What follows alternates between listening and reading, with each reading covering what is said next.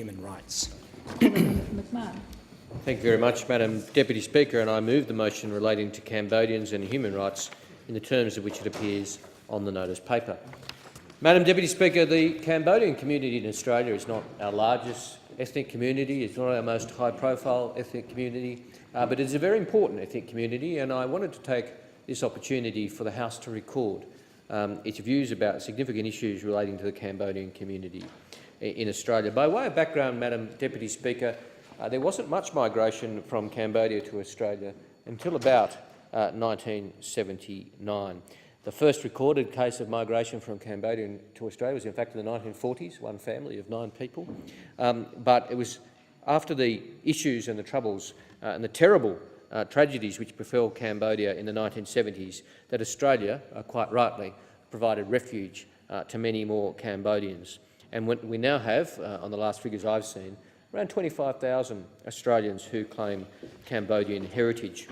And the Cambodian community is a particularly vibrant one, a particularly colourful one, and those honourable members who've been to Cambodian functions in their electorates, as I have, and at the temples and other events, would attest to the friendly nature, the vibrant nature of a Cambodian community event. But the Cambodian community has contributed much to Australia, and I thought I'd use one small case study, Madam Deputy Speaker, of Mr Sawathe Ek, who is a lawyer who resides in Western Sydney and who works, frankly, closely with me in my office in assisting Cambodians, particularly around immigration cases.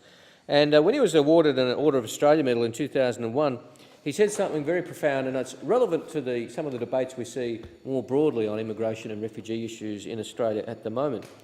He told the story. He said this: "When my father first went before the Immigration Board in 1983, aged 60, they said to him, 'What do you have to offer?' He said, 'Maybe nothing, but my sons will.'" I thought for a very telling statement by Mr Ek Senior, and he is right. His sons, and Sawathe in particular, have gone on to make an important contribution to Australia, and that was recognised in the Order of Australia Medal in 2001. And I'm sure in 1983 Mr Ek Senior could not have imagined that his son would make such a contribution that he would receive an Order of Australia Medal. Now, I do want to deal with the matter of the interaction of the Australian Cambodian community with events in Cambodia. Now, the Australian Cambodian community, as I said, is vibrant, is strong, is a good community. There are some who seek to drag the Cambodian community into Australia into domestic political issues in Cambodia, and that is most unfortunate. It is incumbent on governments around the world to leave their diasporas free to undertake political activities in new countries, and that applies to the Cambodian community as well, and not to feel in any way intimidated or admonished by home governments for any views that they might take which aren't in keeping. Now, we all know the challenges that continue to exist in Cambodia, and even this morning I heard on the radio that a newspaper in Cambodia is being closed down, allegedly because of a tax bill, but a newspaper which has been critical of the government is being closed down.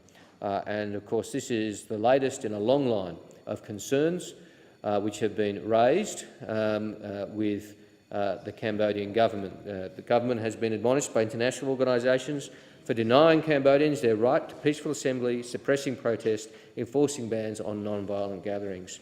So really what this motion is about, Madam Deputy Speaker, is hopefully the House coming together as one and saying to the Australian Cambodian community, you are valued, you're an important part of the Australian society and fabric, but we will not tolerate members of the Cambodian community in Australia in any way being intimidated by anybody, including the Cambodian government or anybody else who seeks to interfere in the Australian Cambodian community or to interfere with their rights as Australian citizens to express views.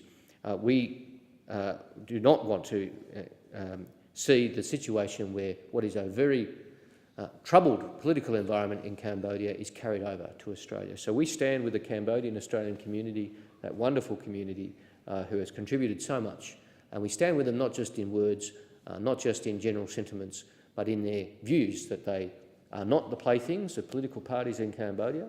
They should not be involved in efforts to rope them in to political issues in Cambodia, They are Australian citizens and they have every right to conduct themselves as Australian citizens and not to feel in any way intimidated. And if we see that intimidation at any point, we will call it out for what it is in this House and in other places. I thank the member for Bowen.